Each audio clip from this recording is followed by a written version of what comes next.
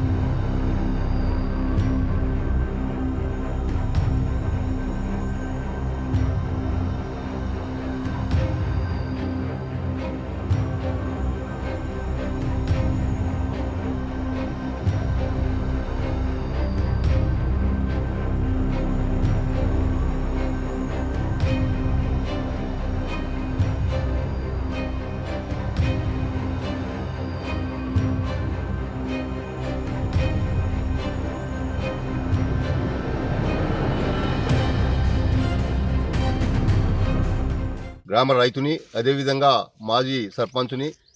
రాత్రి కురిసిన అకాల వర్షానికి గ్రామంలో రైతుల స్తంభాలు దాదాపు ఒక 10 కూలిపోయినాయి.